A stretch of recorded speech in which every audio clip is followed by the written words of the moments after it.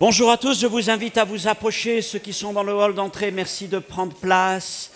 Essayez d'éviter de laisser des trous dans vos rangées pour permettre à chacun de trouver facilement une place. Soyez les bienvenus, frères et sœurs de cette assemblée, amis de passage, frères et sœurs qui regardez ce culte de là où vous êtes, que Dieu vous bénisse.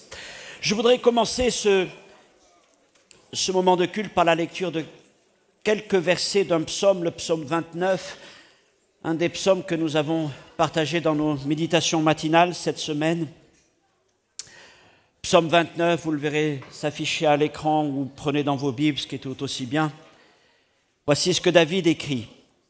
« Fils de Dieu, rendez à l'Éternel gloire et honneur. Rendez à l'Éternel gloire pour son nom.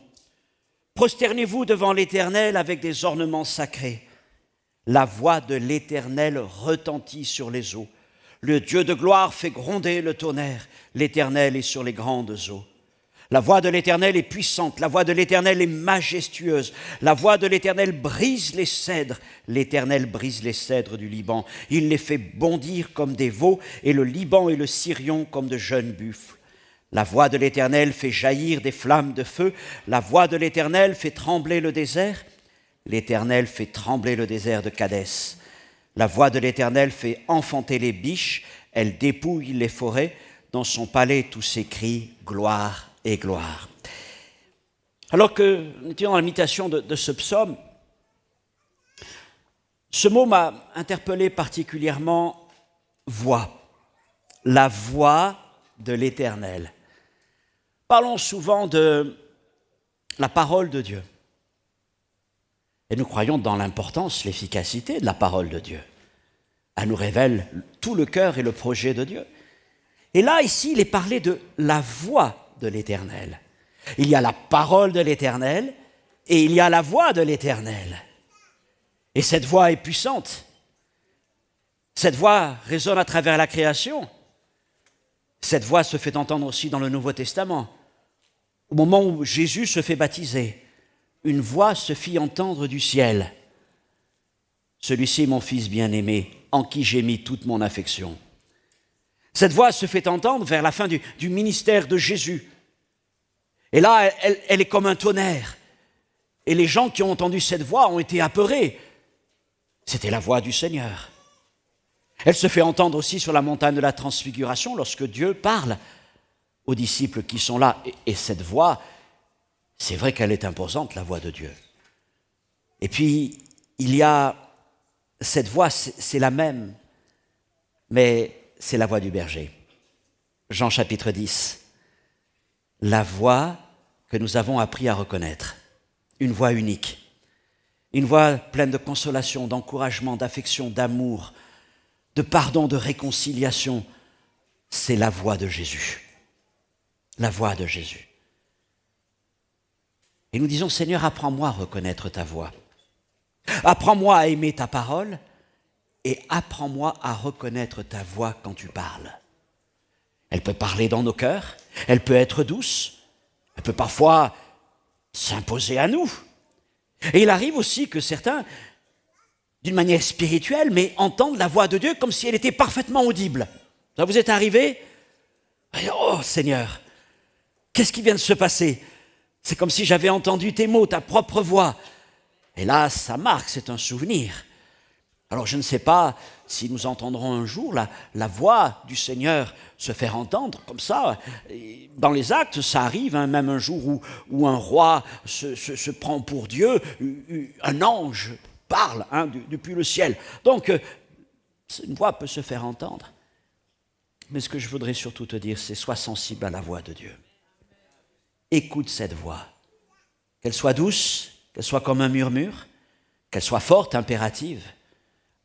Seigneur, apprends-moi à reconnaître ta voix. Apprends mon oreille à t'entendre. C'est important, n'est-ce pas? Et qui sait si Dieu ne veut pas faire entendre sa voix ce matin au milieu de nous? Ne pourrait-il pas faire entendre sa voix dans ton cœur? Les hommes parlent, je parle, mais Dieu parle. Et Dieu veut faire entendre sa voix encore aujourd'hui. Seigneur, nous te rendons grâce pour ta parole. éternelle, indestructible, parfaite. Et nous te rendons grâce aussi pour ta voix. Tu nous permets d'entendre ta voix. Lorsque nous sommes affligés, abattus, tu viens nous consoler. Lorsque nous nous égarons, tu viens nous ramener. Lorsque nous sommes dans l'épreuve, dans le combat, tu viens nous fortifier. La voix de Jésus, c'est la voix de notre berger, Père. Et nous avons appris à reconnaître cette voix. Aucune autre voix n'est semblable à celle de Jésus. Et je prie, Seigneur, pour que tu nous rendes toujours plus sensibles à ta voix.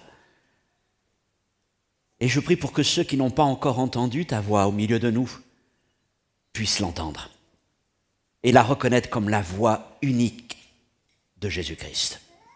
Seigneur, fais-nous entendre ta voix ce matin. Amen. Que Dieu vous bénisse. Vous êtes prêts à louer? Maintenant, c'est vos voix qu'on veut entendre. C'est vos voix. Êtes-vous prêts à chanter, à louer le Seigneur? Dieu aime entendre ta voix. Il aime t'entendre chanter. Peu importe comment tu chantes, il aime t'entendre chanter. Alors, fais monter ta voix vers le Seigneur. Merci au groupe de louanges. Bonjour à tous, nous sommes dans la joie ce matin. Nous sommes dans la joie ce matin. Est-ce que vous êtes dans la joie ce matin? Dieu est là, il habite au milieu de la louange de son peuple. On va célébrer le Seigneur ce matin.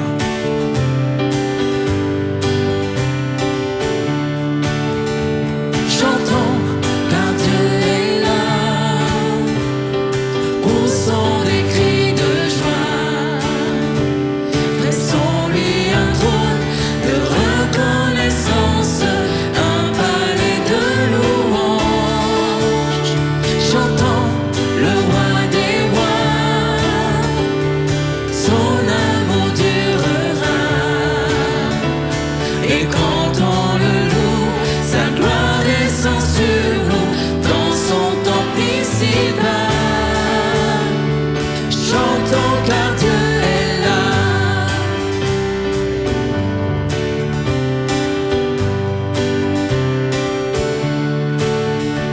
Chantons car Dieu est là. Poussons des cris de joie. Dressons-lui un trône de reconnaissance, un palais de louange. Chantons le roi des rois. Son amour durera. Et quand on le loue, sa gloire descend sur nous dans son temple ici-bas. Chantons car Dieu est là.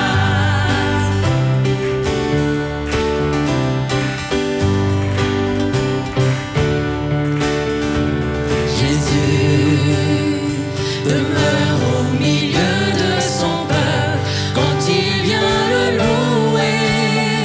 Jésus demeure au milieu de son peuple quand il vient l'adorer. Chantons car Dieu est là. Poussons des cris de joie. Dressons-lui un trône de reconnaissance, un palais de louange. Chantons le roi des rois. Son amour durera. Et quand on le loue, sa gloire descend sur nous dans son temple ici-bas. Chantons car Dieu est là.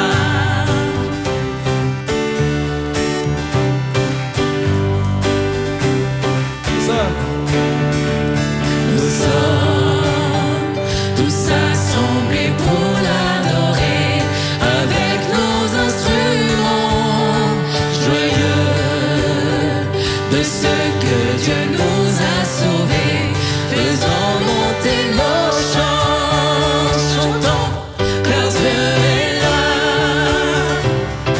Poussons des cris de joie. Dressons-lui un trône de reconnaissance, un palais de louange. Chantons le roi des rois. Son amour durera.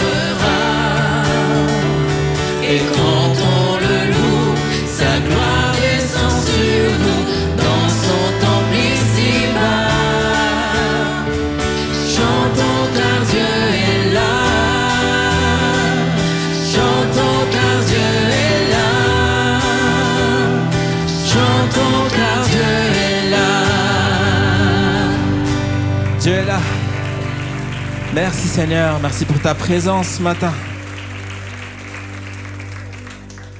Merci aussi pour ta bonté Seigneur. Ta miséricorde dure à toujours. Et nous voulons te louer ce matin, élever ton nom.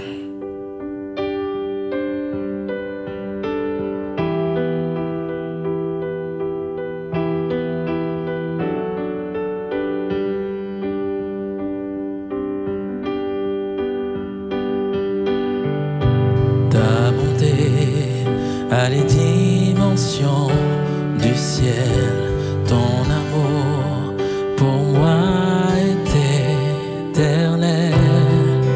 Ta fidélité s'étend à l'infini. Ta seule grâce a racheté ma vie.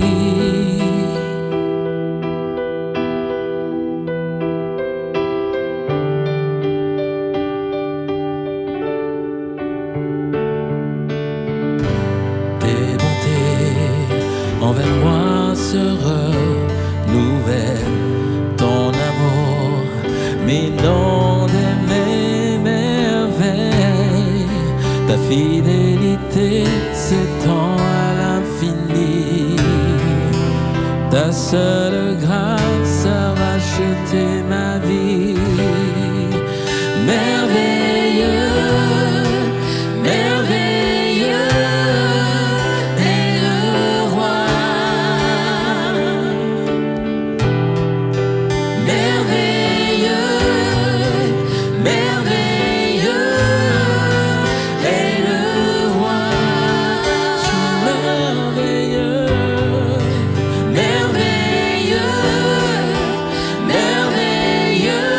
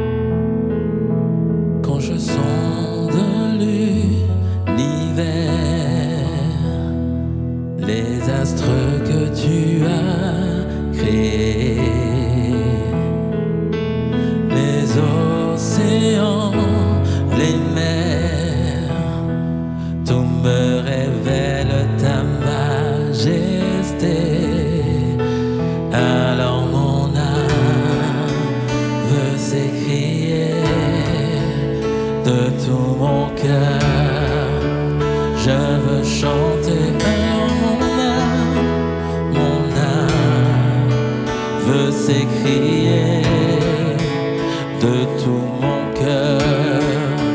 Je veux chanter, oh Dieu, tu es infiniment grand, éternel puissant, roi majestueux.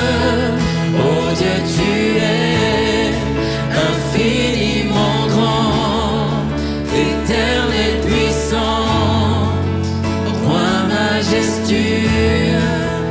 Oh Dieu, tu es infiniment grand, éternel puissant, roi majestueux. Oh Dieu, tu es infiniment grand, éternel puissant, roi majestueux.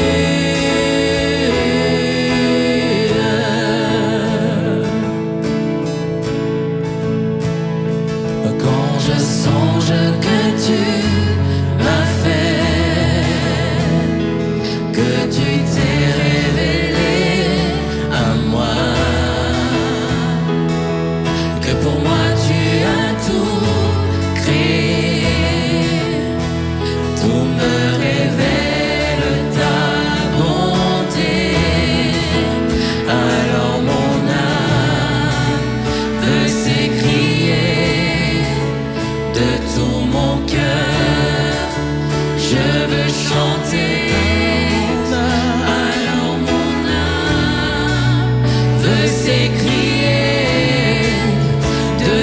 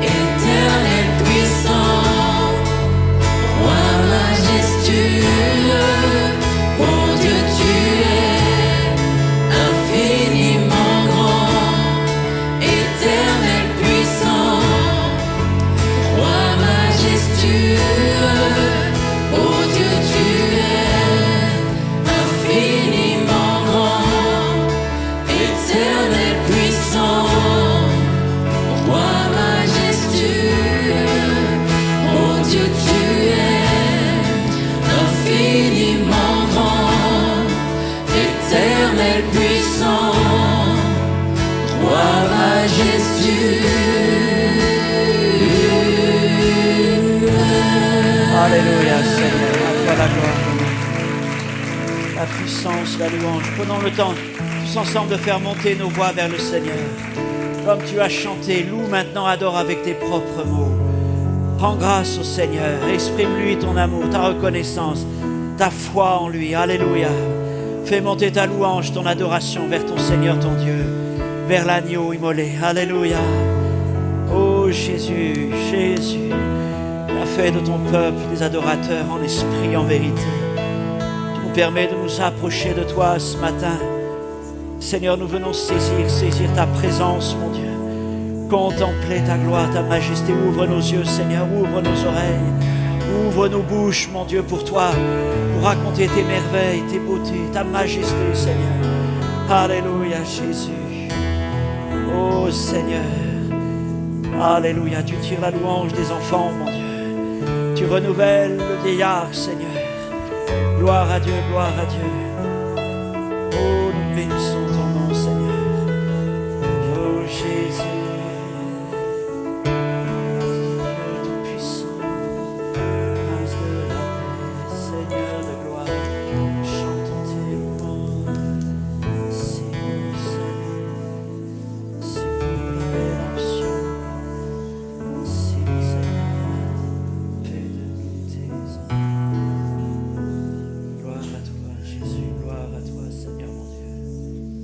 Seigneur, c'est bon d'être là ensemble.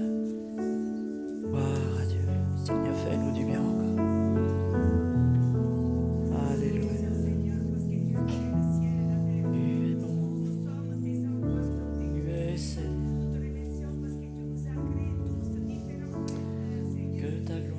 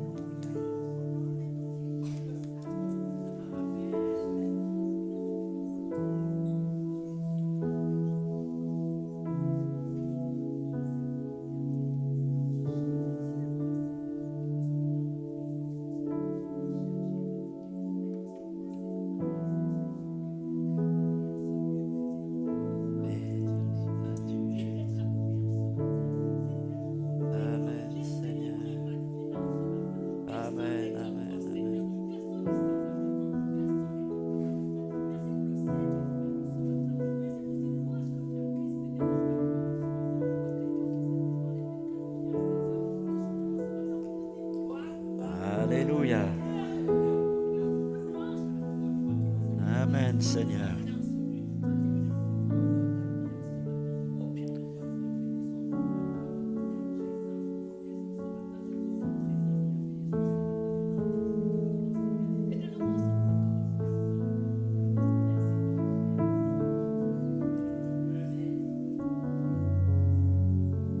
J'avais cette parole, cette image qui venait juste d'une vague et où c'est le Saint-Esprit qui descend. Et quand tu sens cette présence, je voyais après le Christ à côté de toi et qui disait « Rappelle-toi, souviens-toi que je suis le bon berger ». Et le cœur du Christ qui battait très rapidement et qui disait « Mais c'est tout l'amour que j'ai pour toi ». Et tu l'expérimentes, mais c'est aussi pour les gens qui t'entourent. ta famille, tes collègues, toutes ces personnes-là qui voient cet amour se manifester. Vraiment.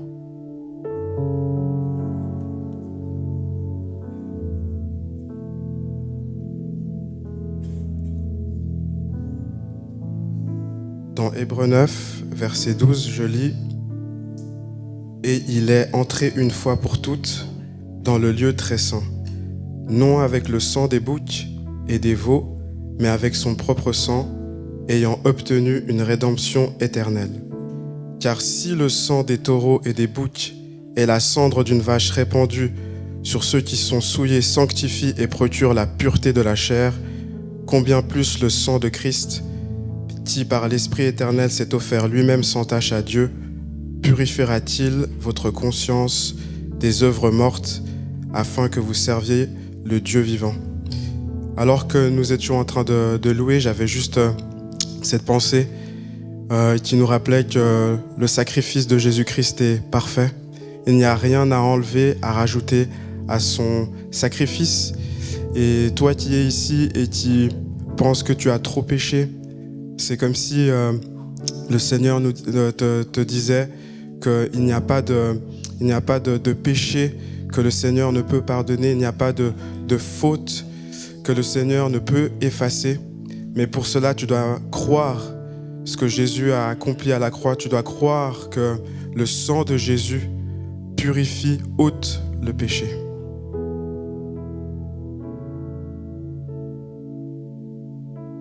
C'est une exhortation de la part du Seigneur où il te dit simplement ce matin, pardonne, choisis de pardonner comme je t'ai pardonné. N'attends pas, choisis dans ton cœur de pardonner la justice qui t'a été faite. Et le Seigneur te donnera la force. Fais cela avant de prendre la Sainte Seine. Juste choisis de pardonner comme Jésus t'a pardonné de tous tes péchés.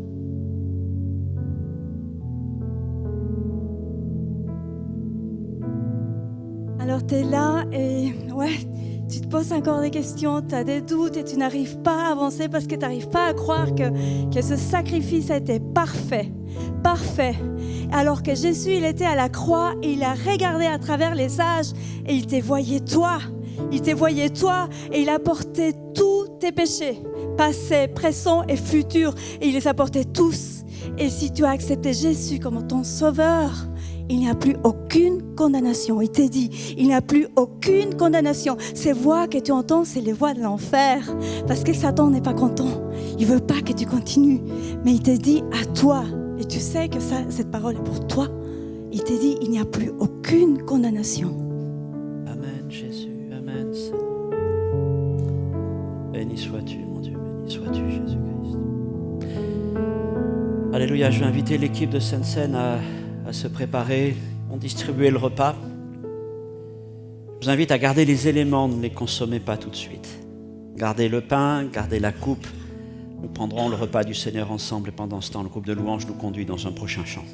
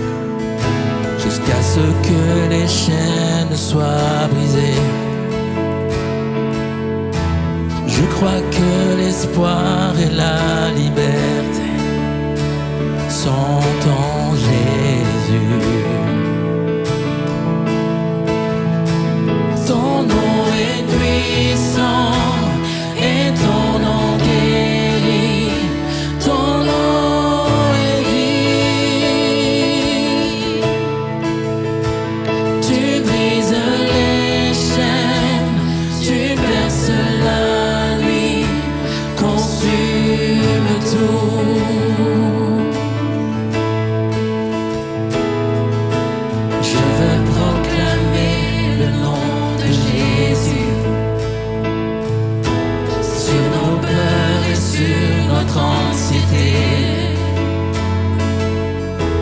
sur les cœurs affligés par la dépression. Brille, oh Jésus, ton nom est puissant et ton nom guérit, ton nom est vie. Tu brises les chaînes, tu perces la nuit, consume tout. Ton nom est puissant et ton nom guérit, ton nom est vie. Tu brises les chaînes, tu perces la nuit, consume tout. C'est ton tour. Déclare-le sur ta vie. Déclarons-le sur les monts. Jésus dans nos rues, Jésus dans les ténèbres et sur tous mes ennemis. Jésus sur ma famille, proclamons son saint nom. Jésus. Dis-le pour toi ce matin. Déclarons-le sur les monts, Jésus dans nos rues, Jésus dans les ténèbres et sur tous nos ennemis. Jésus sur nos failles, proclamons son saint nom. Jésus.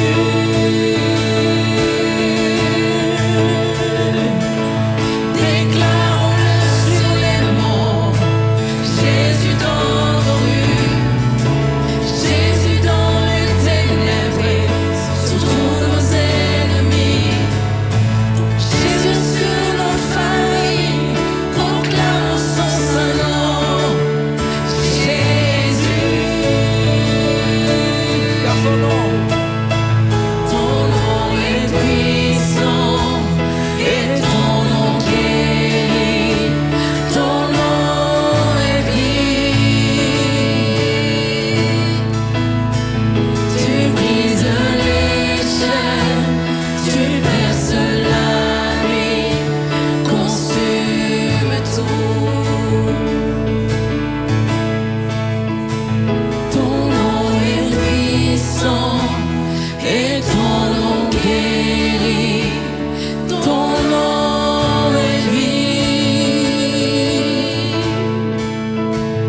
Tu brises les chaînes, tu perces la nuit, consume tout.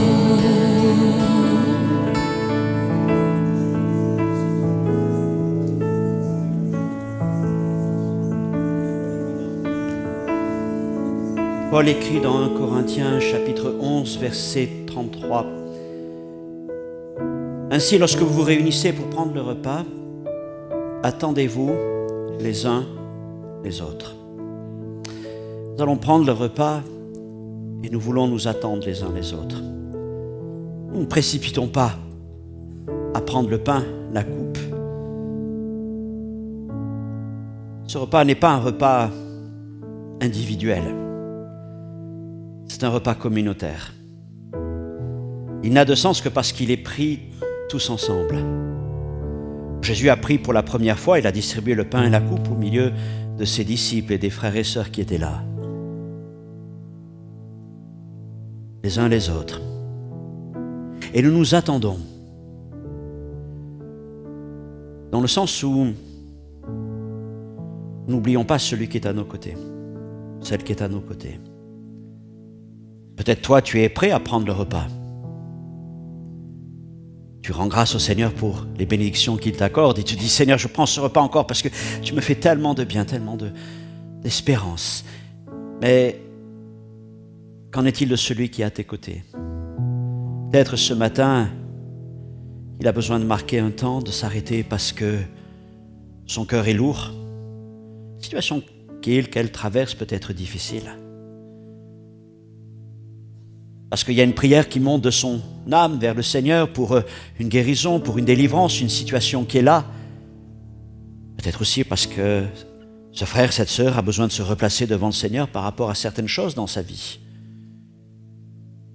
Et c'est pour ça que nous prenons le temps de nous attendre, pour que nous puissions prendre ensemble, d'un même cœur, d'une même âme, d'une même pensée, ce repas. Celui qui est fort attend celui qui est faible.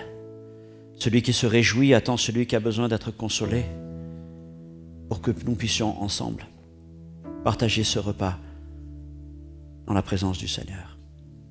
Alors pendant quelques instants, comme il nous arrive souvent, nous allons prendre le temps du silence et permettre à chacun finalement de s'approcher de Dieu avec sa prière, sa reconnaissance, son besoin. Nous nous attendons les uns les autres pour prendre ensemble ensuite le repas du Seigneur.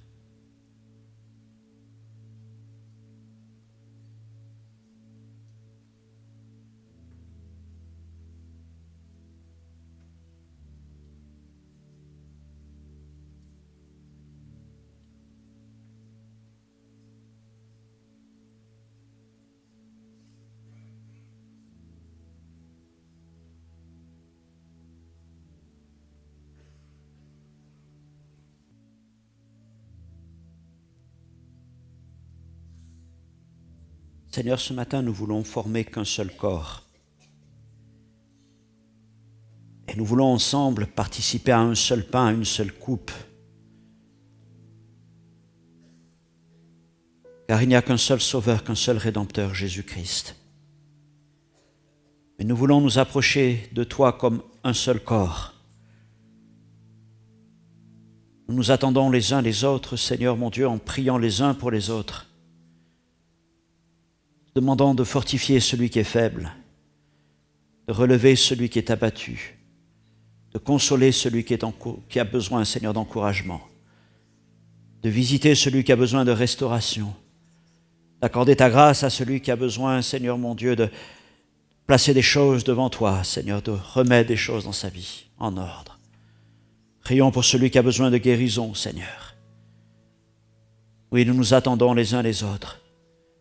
Nous ne voulons pas être pressés, mais nous voulons marcher d'un même pas. Et nous prenons ce repas ensemble dans une communion de foi, d'amour et d'espérance. Seigneur, je te demande de bénir ce pain, de bénir cette coupe, de bénir nos vies, de bénir l'assemblée, de bénir nos familles.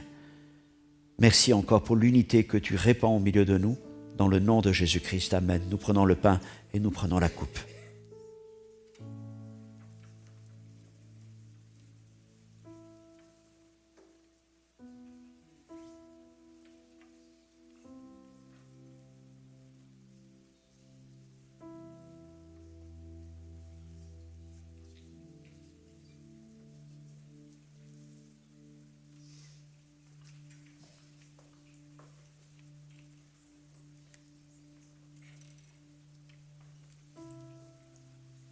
Merci Seigneur.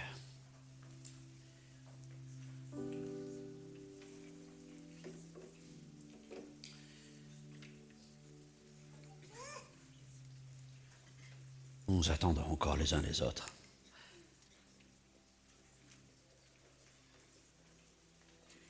Béni soit Jésus-Christ. Avant de reprendre place, frères, sont passés pour récupérer les coupes, mais prenez le temps de saluer quelqu'un autour de vous. Un frère, une sœur, un ami, peut-être quelqu'un que vous ne connaissez pas. Temps de vous bénir les uns les autres. Merci au groupe de louanges ce matin, à tous les techniciens, vous nous bénissez à chaque fois.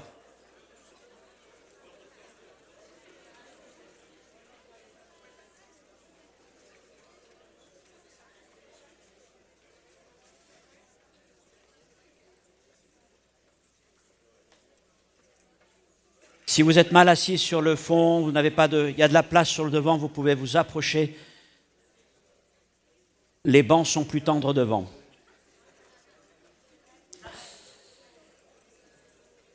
Salutations à tous ceux qui suivent ce culte en vidéo, en différé. Que Dieu vous bénisse, chers frères et sœurs, vous êtes dans nos cœurs aussi. Et salutations donc à ceux qui sont de passage au milieu de nous. Que Dieu vous bénisse. et vous fasse du bien encore dans ce lieu. C'est votre maison, c'est la maison de notre Dieu, de notre Père.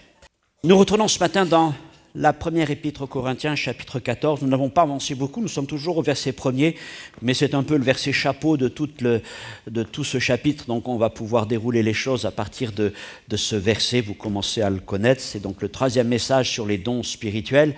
Dans le premier message, nous avons parlé du lieu. L'Église est le lieu favorable, l'Assemblée le lieu favorable, peu importe sa taille, pour la manifestation des dons spirituels. Ce doit être un lieu d'encouragement, un lieu aussi sécurisé, un lieu de foi, un lieu d'amour. La dimension collective. Et nous désirons nous voulons travailler à faire de notre assemblée ce lieu où les dons spirituels peuvent se manifester, où vous pouvez servir et exercer selon ce que Dieu vous confie.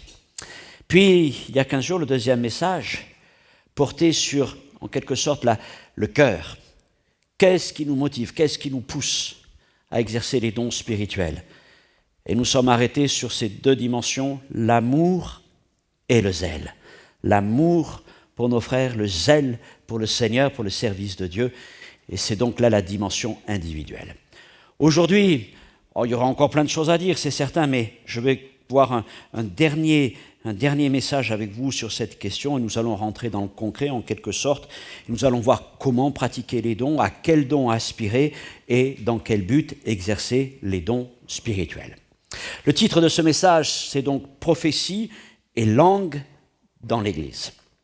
Et mon texte, c'est donc toujours le même, 1 Corinthiens chapitre 14, verset 1er. « Recherchez la charité, aspirez aux dons spirituels, mais surtout à celui de prophétie. » Gloire à Dieu. Alors on l'a vu, l'église de Corinthe, c'est une église enthousiaste, très enthousiaste, peut-être parfois trop enthousiaste, au point que cet enthousiasme se transforme en toutes sortes de débordements. Il y a vraiment un zèle qui habite ces gens pour la vie de l'esprit, ils aiment ça, il n'y a rien à reprocher à ce niveau-là, mais comme leur caractère les emporte, leur enthousiasme les emporte, et puis à un moment, il y a une sorte de prolifération de toutes sortes de paroles qui peut-être sont bonnes les unes les autres. On n'est pas en train de remettre la qualité de ces paroles en cause, mais il y a tellement de choses qui se passent que c'est comme s'il n'y avait plus rien qui se passait. Parce qu'au fond, plus personne n'en tire du bénéfice. N'est encouragé, n'est consolé, parce que tout le monde parle, on ne s'entend plus. On parle, mais on ne s'entend pas. Donc, dans ces chapitres, à partir du chapitre 12 et surtout la fin du chapitre 12 et chapitres 13 et 14, c'est pas que Paul veut éteindre le feu de ce zèle parmi les Corinthiens, mais il veut en quelque sorte le réorienter, le canaliser pour qu'il atteigne son but.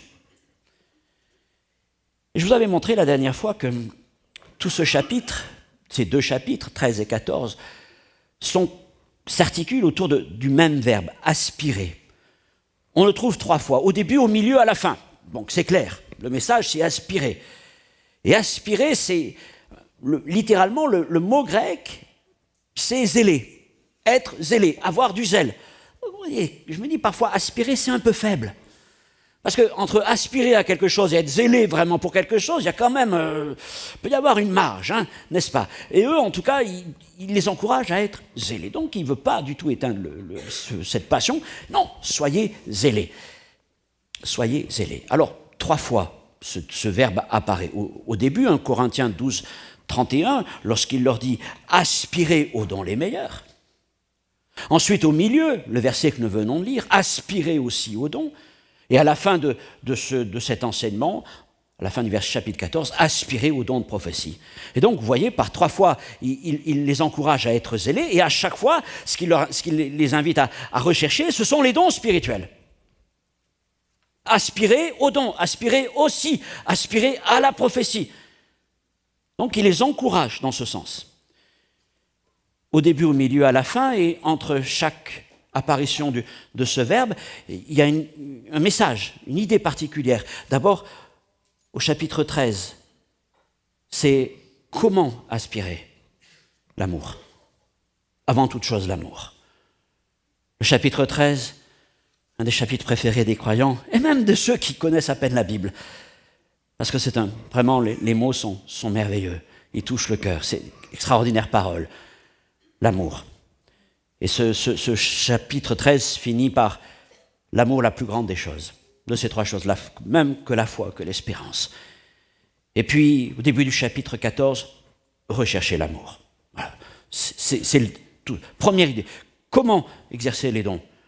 L'amour. Et ça, les Corinthiens avaient besoin de l'entendre, parce qu'eux, ils avaient un peu inversé les choses. Ils avaient mis, oui, le zèle, mais ils avaient oublié ce qui en fait la force, l'amour, et qui donne un sens, un but, une orientation.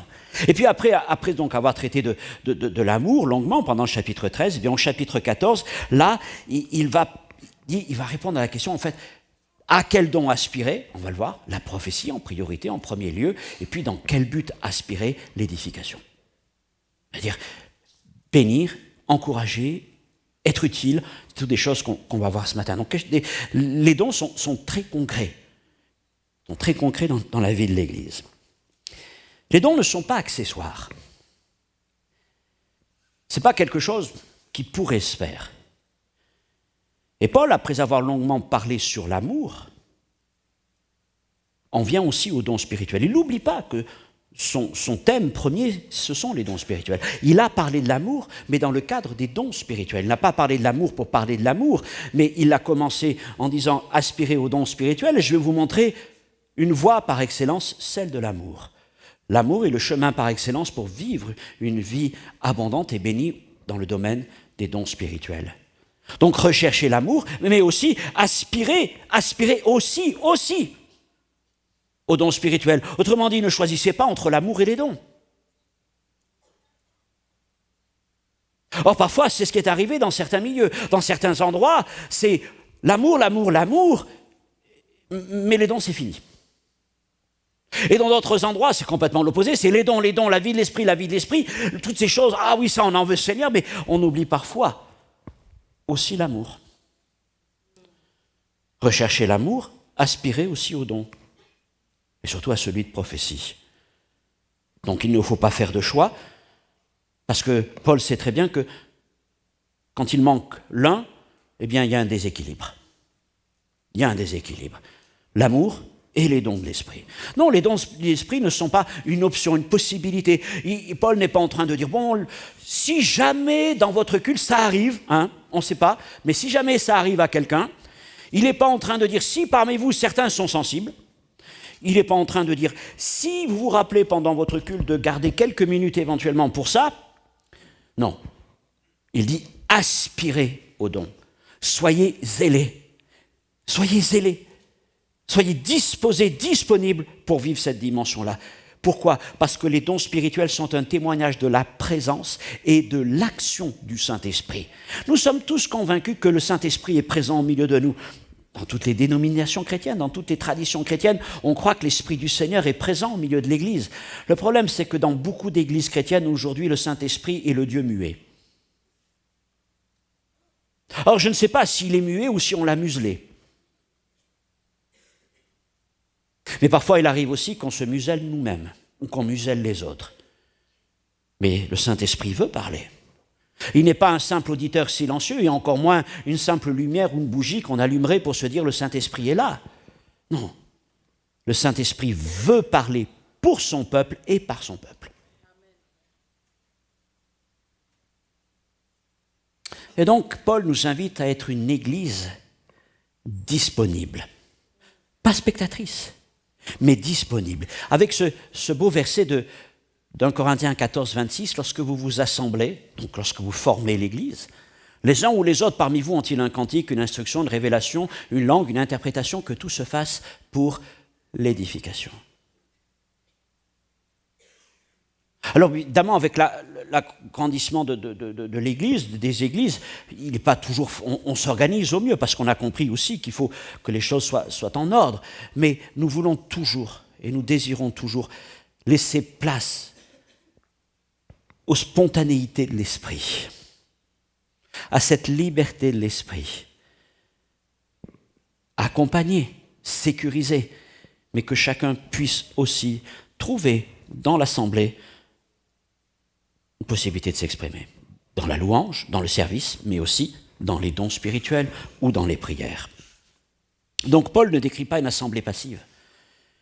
Il ne décrit pas une assemblée où tout découle depuis ce que vous appelez l'estrade, la scène, le podium, l'autel, suivant les traditions. Non, ce n'est pas à sens unique. Le culte n'est pas à sens unique. Mais c'est un échange permanent, ensemble.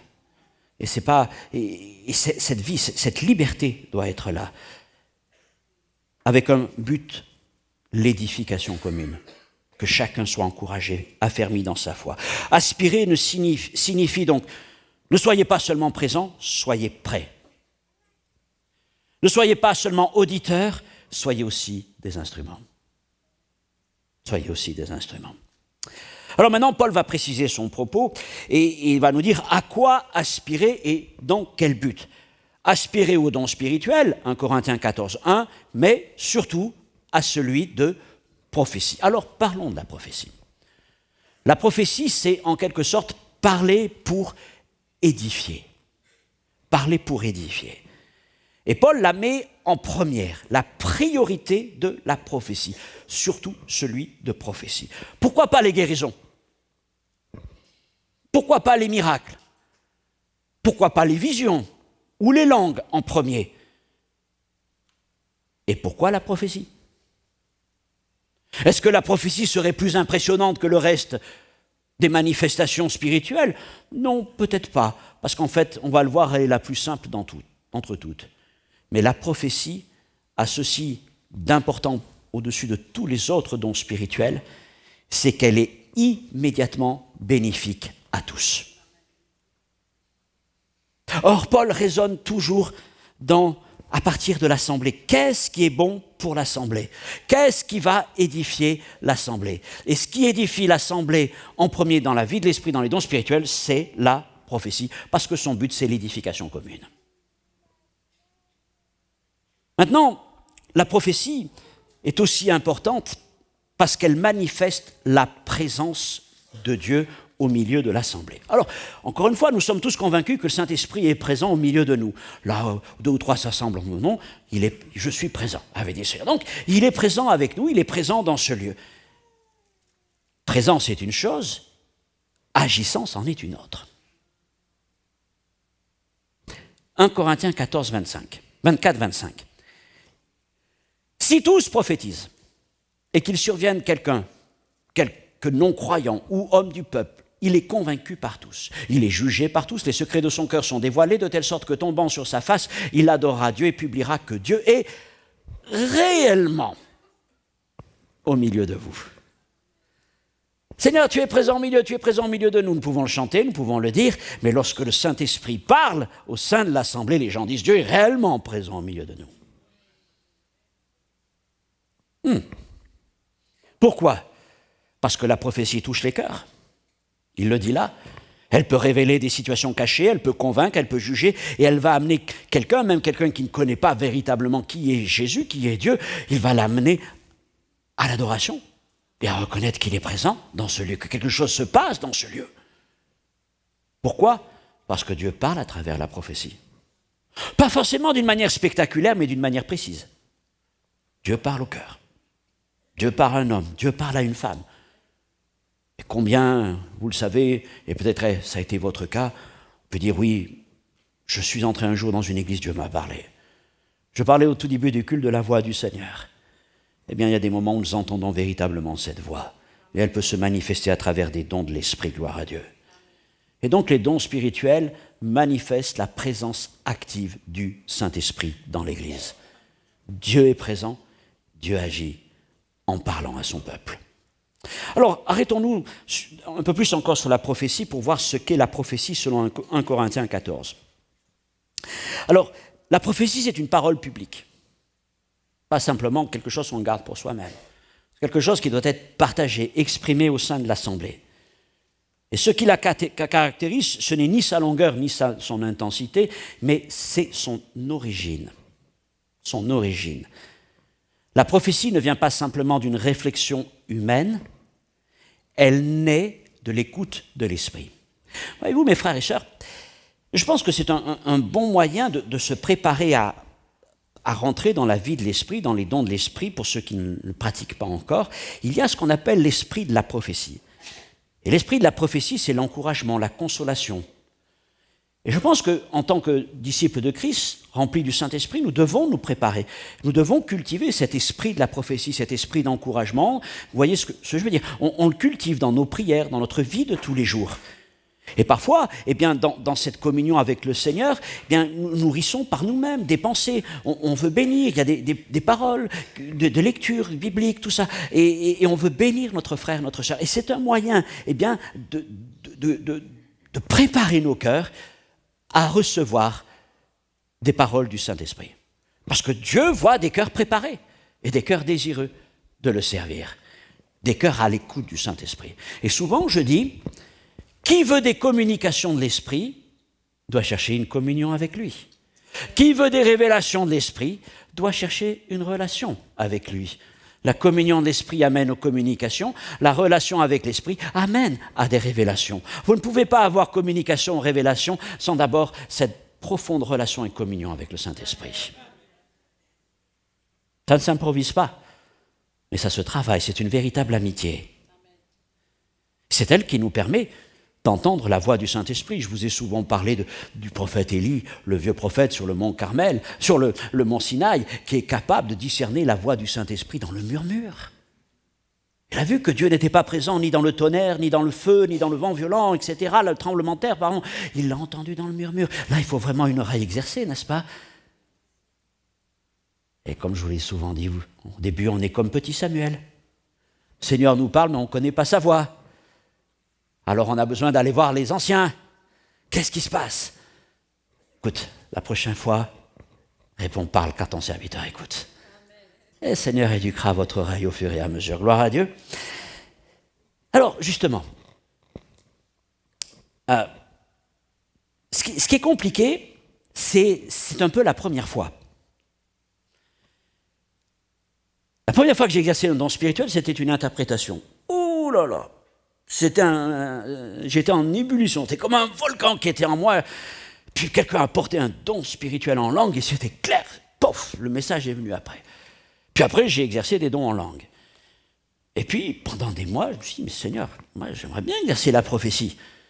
Puis, bon, on ne comprenait pas. Et un jour, une image s'impose à moi. Et là, je comprends que Seigneur, tu es en train de me parler, en fait. Tu es en train de me donner l'amorce. Et j'ai réalisé, mais ce n'est pas la première fois, en fait. Mais il y a plein de fois où j'avais ces pensées-là, mais je n'avais pas fait le lien, la connexion. Ça vous arrive? Peut-être c'est là. Et un jour, on comprend ça. Ah, Seigneur, j'ai compris. Mais il ne m'a pas donné tout le message. Il m'a montré une image. Tout à l'heure, Jérémie, tu as parlé toi-même d'une image. Le Seigneur te parle dans des images, mais il ne te parle pas toujours dans des images. Il ne parle pas toujours dans des images. Parfois, c'est un mot, une pensée, quelque chose qui vient. Je vais vous dire, c'est... Je ne vais pas dire c'est jamais, parce qu'avec le Seigneur, je ne voudrais pas enfermer Dieu dans des limites, mais c'est très rarement un message complet. Hein? Quelques mots, une direction, une pensée, et après, c'est là que c'est compliqué. Déjà, il faut faire la connexion, comprendre comment Dieu nous parle. Dieu te parle. Sois sensible à la manière dont il te parle. Et puis après, c'est l'audace de parler. C'est pour ça qu'il faut que l'Église soit un lieu d'encouragement. Un lieu où on s'accueille les uns les autres. Et particulièrement ceux qui osent, qui débutent. Non, ce n'est pas le prophète Élie qui arrive au milieu de nous. C'est un frère, une sœur, qui a ce courage de parler. On n'est pas là pour le noter, pour la noter. On est là pour écouter, retenir ce qui est bon et l'encourager à poursuivre et être encore à l'écoute du Saint-Esprit. C'est ainsi qu'on progresse tous ensemble dans la vie de l'Esprit. Alors, donc ça demande du courage, voilà. Et il faut que ce soit un lieu sécurisé. Parce que si ce n'est pas sécurisé, si on a l'impression qu'on va être jugé, non, on va se taire. Et il faut que cette assemblée soit un lieu sécurisé. C'est-à-dire aussi un lieu où on sait qu'on ne va pas partir dans toutes sortes de débordements. C'est important. Mais pas un lieu non plus où on freine la vie de l'esprit, mais on l'encourage. Alors une parole, un don spirituel, peut être reçu à l'instant. Pendant un culte, un groupe de maison, on reçoit une parole du Seigneur. Au moment même, ça s'impose à moi. Souvent, c'est ce qui m'arrive. Bon, Seigneur, on ne sait pas trop d'où ça sort, ça vient du Saint-Esprit. Quelque chose qui se dépose en nous, et on va la partager. Mais des fois, il faut reconnaître que c'est une parole que peut-être Dieu a semée dans nos cœurs. Elle est là, depuis quelques jours, parfois même depuis quelques semaines. Et elle travaille nos cœurs, nos pensées. On prie sur cette parole. On se demande, est-ce que je vais la porter aujourd'hui? Et puis vient le moment où on va la porter. Alors, c'est le cas d'une sœur, ces derniers temps. Elle est venue me voir en me disant, « Sœur, j'ai une parole sur mon cœur depuis plusieurs semaines, mais je sens, il faut que je prie, parce que c'est pas facile à dire, et puis en même temps, il faut que je sente le bon moment et tout ça. Qu'est-ce que... » Je dis, je t'encourage, et puis la prochaine fois, vas-y, prophétise, vas-y. Elle a prophétisé, et c'était exactement dans le sens de la prédication et du temps de Sainte-Seine. Donc elle a été fortement encouragée. Elle a pris le temps, parce qu'il faut parfois reconnaître la parole et puis le temps de la donner. Bon, ça peut être, la plupart du temps c'est immédiat, mais il y a des fois où il faut savoir garder une parole, la laisser travailler en nous, c'est tout à fait aussi acceptable. Il y a un peu comme une période d'incubation, vous comprenez ce que je veux dire? Voilà, elle va devoir grandir tranquillement dans nos cœurs.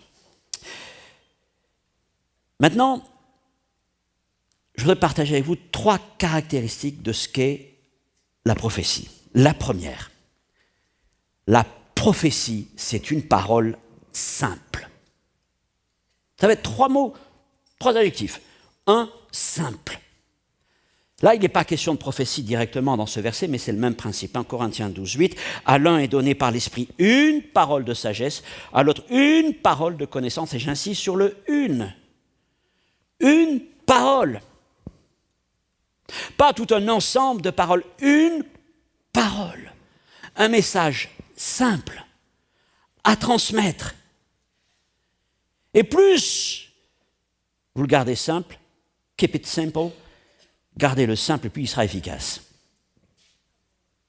Et on le sent d'ailleurs, vous le savez bien mes frères et sœurs, quand on va au-delà de la simplicité, parce que peut-être on est pris par nos sentiments, ou parce qu'on a plein de choses qui viennent, des mots, il y a un moment, on sent, tiens, là c'est plus tout à fait l'esprit qui parle, hein. Je ne dis pas que c'est la chair, je dis que c'est les bonnes dispositions de l'homme, de l'homme ou de la femme sanctifiée, attention, hein. Je ne dis pas que c'est mauvais, je dis mais c'est plus tout à fait la même qualité, vous voyez. Gardez simple. Une parole simple. Une parole simple. Il n'y a pas besoin d'ajouter, quand la parole est là, elle va faire du bien. C'est une semence, ok. Deuxième chose, parole simple, une parole utile. À chaque prédication que j'ai faite sur ce thème, je suis revenu sur cet adjectif utile, utile, utile.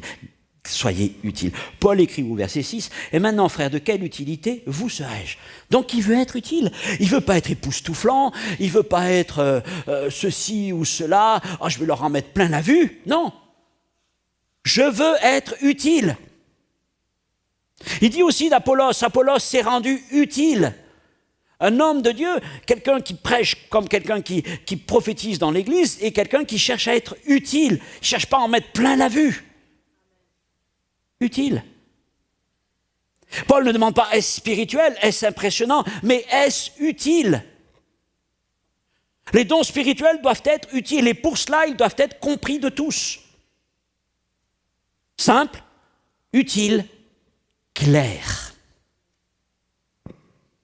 Une parole claire. Verset 9. De même, vous, si par la langue, vous ne donnez pas une parole distincte, d'autres versions ont clair. Comment saura-t-on ce que vous dites? Car, vous parlerez en l'air. Et dans les églises, il y a bien des gens qui parlent en l'air. Parce qu'on ne comprend pas ce qu'ils disent. C'est pas une question de bien parler le français, attention, hein. Pas une question d'avoir bien conjugué les participes passés, les adjectifs et les bons temps. Non. Je parle d'un message qui est transmis. Parce qu'on peut avoir un vocabulaire très simple, mais être tout à fait compréhensible. Voilà. C'est important. Autrement dit, la prophétie, ce n'est pas un langage qui a besoin d'être décrypté. Ce ne sont pas toutes sortes de visions qui arrivent et puis rien compris de ce qu'il a dit.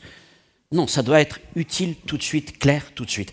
Alors, au chapitre 13, verset 1er, il écrit « Quand je parlerai les langues des hommes et des anges, si je n'ai pas l'amour, je suis un airain qui résonne. » Vous connaissez ce verset? Bong, un airain qui résonne. Quand il n'y a pas l'amour, ça sonne creux. Et maintenant, on le voit, au chapitre 14, il va plus loin. Il dit « Même avec l'amour, si la prophétie n'est pas compréhensible, c'est-à-dire simple, claire et utile, elle n'a pas atteint son but. Sans amour, le don est creux. Sans clarté, sans simplicité, le don est confus, il est inefficace, il est inutile. Même si on est plein d'amour. Mais la prophétie doit être simple, claire, utile, compréhensible. C'est important de garder tout cela. On passe donc du bruit sans amour au chapitre 13, au son confus au chapitre 14, pour nous amener à la parole qui édifie, la parole claire qui édifie. Juste aussi ce point. Ce que n'est pas la prophétie. Là, il y a besoin aussi de clarifier les choses, surtout pour les jeunes croyants qui auraient des questions sur ça. Premièrement, la prophétie n'est pas une prédiction. Je ne dis pas que certaines prophéties ont cette dimension d'annoncer des choses à venir. Mais c'est une infime partie. Parce qu'essentiellement, la prophétie n'est pas une prédiction. C'est un message d'encouragement. OK? Deuxièmement, ce n'est pas non plus une prédication. Il y a un temps pour prêcher, puis il y a le temps, la manifestation des dons spirituels. La prédication, c'est pas. Une prophétie, ce n'est pas une intro, 3, 4, 5 points, plus une conclusion, un appel. Non. C'est la délivrance d'un message simple, clair, utile. Vous le savez vous-même. Une bonne prophétie, elle a le temps qu'il faut, mais pas trop. Parce que quand elle commence à durer, à être trop longue, je ne suis pas en train de dire qu'elle doit faire tant de temps, hein. Mais on le sent quand c'est trop long. On le sent quand c'est trop long. Parce que l'esprit n'est plus là. Parce qu'on parle. Il y a quelque chose qui se perd. Et quand il y a quelque chose qui se perd, on s'impose aux autres. Non, la prophétie n'est pas destinée à devenir un moment où on fait passer un message. Mais on communique une parole du Seigneur. Pas une prédication. Et ce n'est pas non plus un discours mystérieux. Une prophétie, ce n'est pas les visions de Daniel ou d'Ézéchiel. Non. C'est pas ça. Encore une fois, c'est utile, clair, compréhensible et simple. Pardon. Alors il faut garder ça. En quelque sorte, ce que je suis en train de faire, là, en vous disant ces choses, c'est que je veux, entre guillemets, démystifier la prophétie.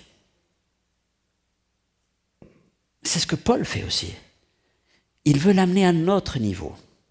Il n'est pas en train de parler d'un truc, oh, attention, c'est vraiment, pour avoir une parole de prophétie, il faut vraiment aller sur la montagne de Dieu, jeûner pendant 40 jours et alors vous aurez la révélation du Saint-Esprit. Non, il amène la prophétie au milieu du peuple. Parce que la prophétie est donnée pour être utile à chacun. Donc il vient avec ces mots simples, utilité, clarté, édification, consolation, encouragement. On va y venir. Parce qu'il la met au niveau de chacun. Il la met à ton niveau. C'est toujours comme ça avec le Seigneur. Il vient à nous. Il vient à nous. Et il vient à nous, le Saint-Esprit, avec les dons, et en particulier la prophétie. Alors les buts de la prophétie poursuit un triple but. 1 Corinthiens 14, 3, l'édification, c'est-à-dire construire, fortifier, L'exhortation, encourager, consoler, relever les pensées, relever les cœurs. Voilà les buts de la prophétie. Donc, vous voyez, encore une fois, c'est très utile, hein, édifier, encourager, consoler. C'est pas pour... là, l'idée, c'est pas, encore une fois, c'est pas nous raconter ce que sera la marque de la bête ou la petite corne, etc. C'est pas ça du tout. Il faut que ça soit utile au sein de l'assemblée. Excusez-moi, mais je veux dire, la prophétie, c'est pas un espace d'expression ou de valorisation personnelle, mais c'est un service. C'est un service.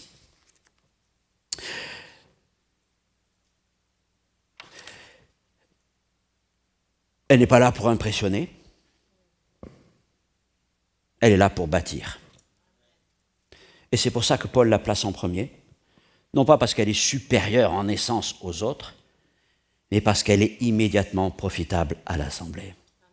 Ah, tout simplement.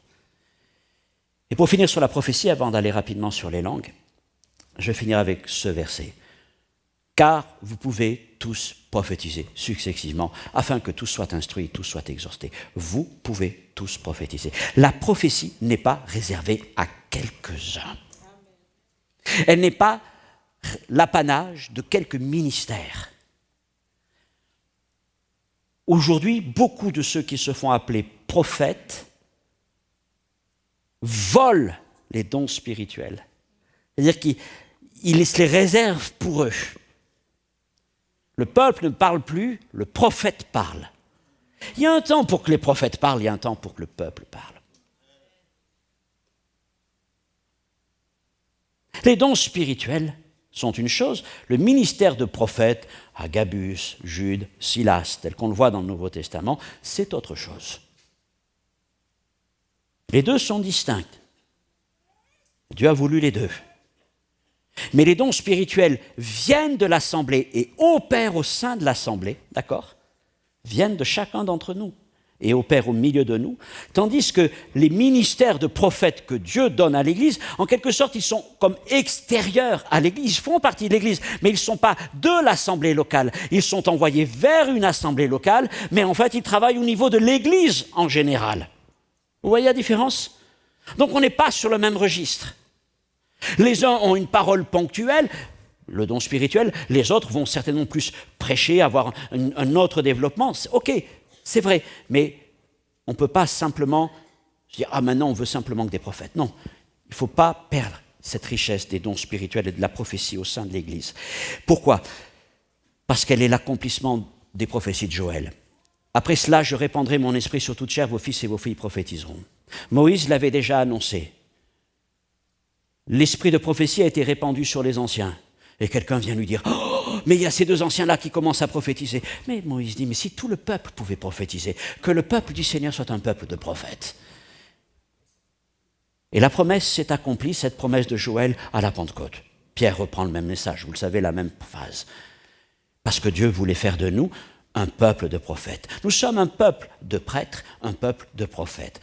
Le prêtre, c'est celui qui se tient entre le peuple et Dieu. Il va vers Dieu avec les prières du peuple. Prions pour le peuple. Et le prophète, c'est celui qui vient de Dieu vers le peuple pour apporter une parole du Seigneur au peuple.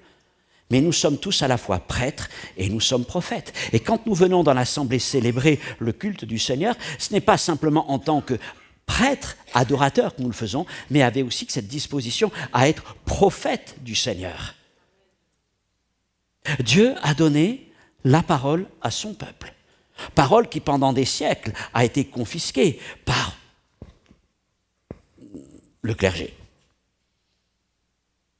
Et je vous l'ai déjà dit, quelle révolution ça a été dans les églises, lorsqu'il y a eu le réveil de Pentecôte et que dans des assemblées simples, comme à Los Angeles, où tout a commencé à Azusa Street, c'était des gens très simples. Des Noirs américains, des Mexicains, des Asiatiques, des gens très simples de Californie ou autres qui ont commencé à prophétiser, à parler de la part du Seigneur. Et même les gens de la haute société de Los Angeles sont venus, ils étaient tous. C'était extraordinaire. Dieu parlait à travers les gens simples. Non pas à travers des gens qui avaient toutes sortes de diplômes, qui avaient été établis dans tel ministère, qui étaient reconnus. Non, à travers des gens très simples. Et c'est la richesse de l'Église de Pentecôte, de l'Église où le Saint-Esprit se manifeste. Et ce sont des choses que nous ne devons pas perdre. Moi, je les ai reçues de mes parents, de mes grands-parents. Je garderai toujours en mémoire mes grands-parents et particulièrement mon grand-père maternel. J'aimais aller souvent chez eux. Et puis le dimanche, c'était l'assemblée à Bordeaux, une grande assemblée. Et ils étaient tous les deux toujours à peu près à la même place. Et c'est un homme de prière et puis un homme qui manifestait régulièrement les dons spirituels. Et vraiment, ça m'a marqué, cette profondeur et cette qualité. Et je veux dire, ça s'est transmis et j'espère pouvoir le transmettre aussi à mes enfants. Et nous devons transmettre cela de génération en génération parce qu'il y a vraiment un risque que ça se perde. Que ça se perde. À nous d'être vigilants sur ça. Alors,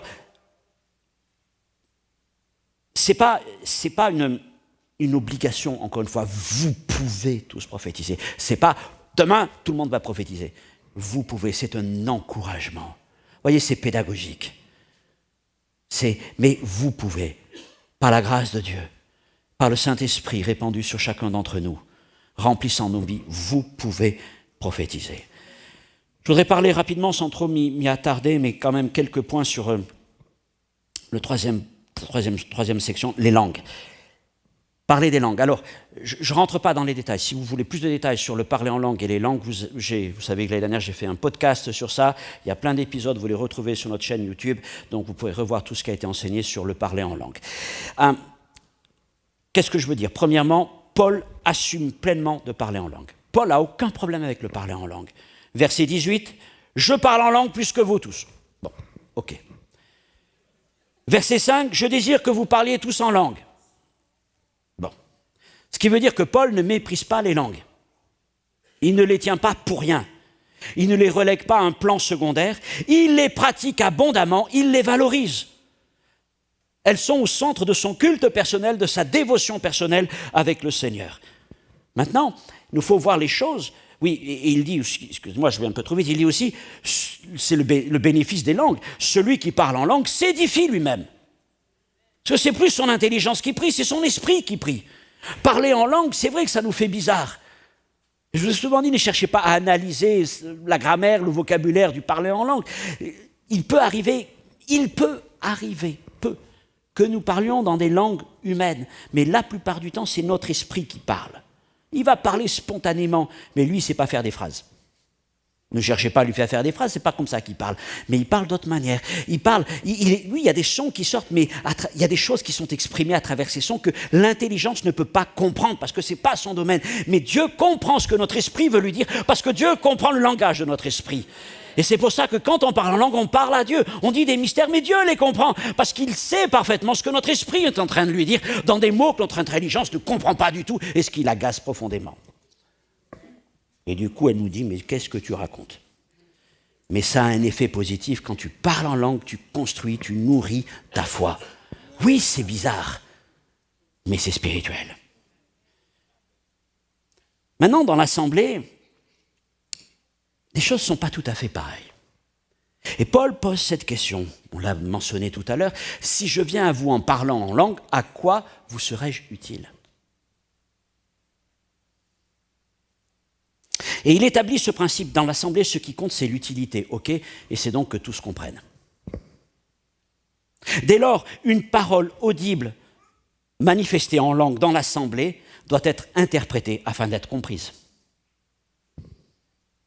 En est-il qui parle en langue que 2 ou 3 ou plus parlent, chacun à son tour et que quelqu'un interprète? C'est un des problèmes de Corinthe, c'est que tout le monde parlait en langue, mais on oubliait d'interpréter. Du coup, ça n'apportait pas grand-chose. D'où son exhortation, verset 13, que celui qui parle en langue prie pour avoir le don d'interpréter. Ce n'est pas une obligation, mais en tout cas, tu dois chercher, si tu parles en langue, si tu parles dans l'église, tu dois chercher auprès du Seigneur à interpréter aussi. Mes frères et sœurs, le problème n'est pas la manifestation des langues dans l'assemblée, c'est l'absence d'interprétation. Au point qu'il écrit, verset 28, « S'il n'y a point d'interprète, qu'on se taise dans l'église et qu'on parle à soi-même et à Dieu. » Est-ce que ça veut dire qu'il interdit de parler en langue? Non.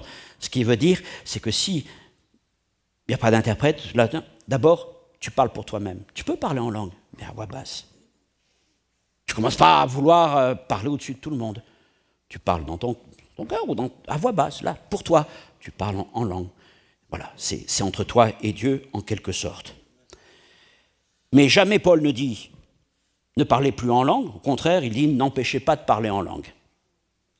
En rajoutant que tout se fasse avec bienséance, et avec ordre. Il n'interdit donc pas une pratique, mais il corrige son usage dans l'assemblée. Maintenant, frères et sœurs, nous ne devons pas perdre la pratique du parler en langue et des dons en langue.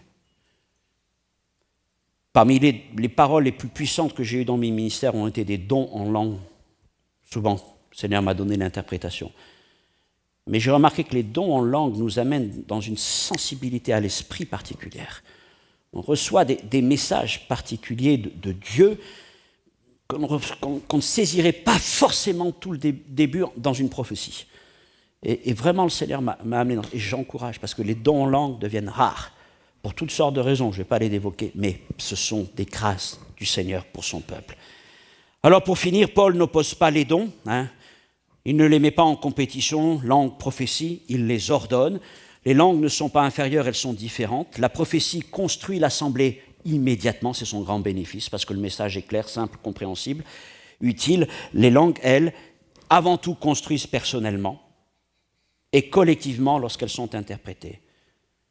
Mais dans tous les cas, le principe reste le même, que tout contribue à l'édification.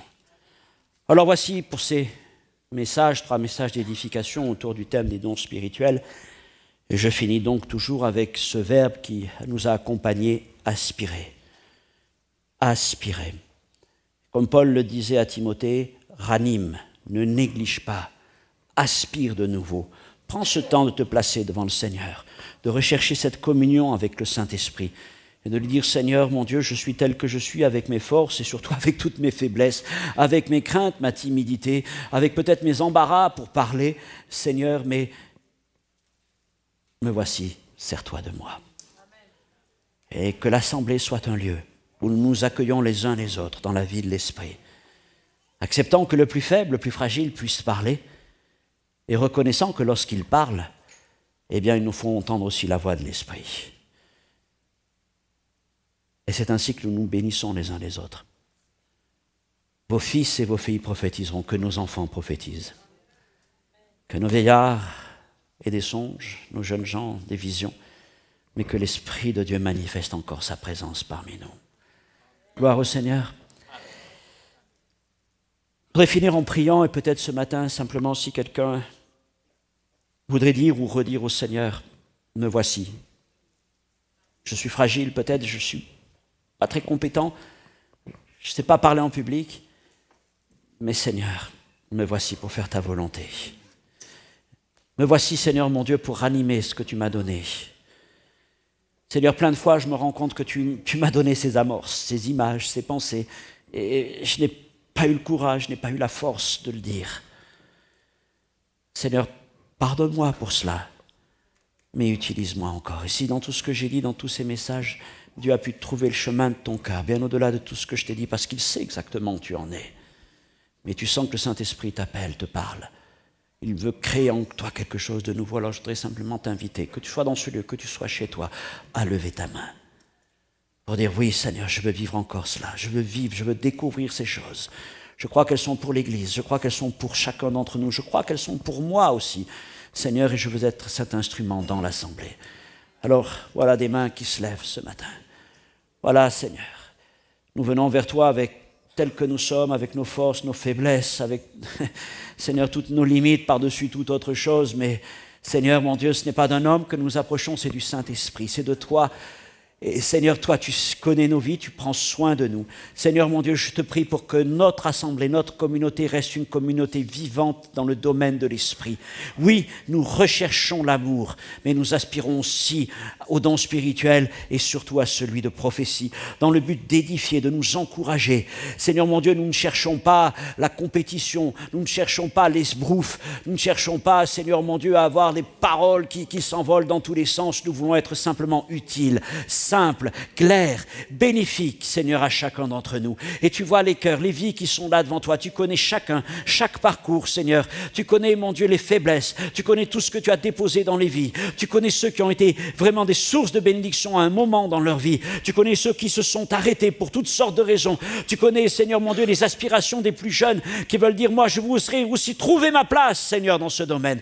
Alors ce matin, ton esprit est répandu sur nous, Seigneur. Et je prie, mon Dieu, que tu nous remplisses de ton esprit, que tu nous baptises à nouveau, Seigneur, chacun et tous ensemble, mon Père. Et que ton esprit puisse trouver là, dans ce lieu, Seigneur, un peuple qui aspire, un peuple qui a soif, un peuple qui est à l'écoute de ce que tu veux communiquer, Seigneur, mon Dieu, afin que nous puissions grandir ensemble dans la foi, nous encourager, nous consoler, nous édifier, et que ceux qui viennent au milieu de nous puissent être saisis, Seigneur, par une parole de Dieu qui vient les convaincre et ils reconnaissent que tu es réellement au milieu de nous. Voici ce que nous voulons vivre. Voici, Seigneur, mon Dieu, que les langues, que les interprétations, que les révélations, que les paroles de prophétie puissent se manifester, Seigneur, au milieu de nous, dans le respect, dans la bienséance et l'ordre, mais dans ce désir de glorifier ton nom. Seigneur, mon Dieu, oh, il y a tant de choses qui sont là. Je crois qu'il y a tant de grâce, tant de dons, tant de, Seigneur, mon Dieu, de paroles que tu veux communiquer. Et je prie pour qu'avec le temps, nous puissions nous encourager et que de plus en plus des voix nouvelles, des jeunes, des moins jeunes se lèvent pour parler à l'Église selon l'abondance, selon l'inspiration du Saint-Esprit. Car, Seigneur, ton inspiration répond à notre aspiration. Alors, merci encore pour ta grâce, pour ta fidélité. Seigneur, nous voulons être ce peuple de prophètes dans le nom de Jésus-Christ. Amen. Que Dieu vous bénisse. Ô Seigneur, que Dieu vous bénisse, chers frères et sœurs. Nous encourageons les uns les autres. Que la grâce de Dieu vous accompagne. Je vous invite, si vous le voulez, à prendre un temps dans le hall d'entrée pour partager un café, une boisson, ceci, cela, mais surtout un temps de communion fraternelle. Et qui sait si Dieu ne vous donnera pas une parole pour quelqu'un ce matin. Amen.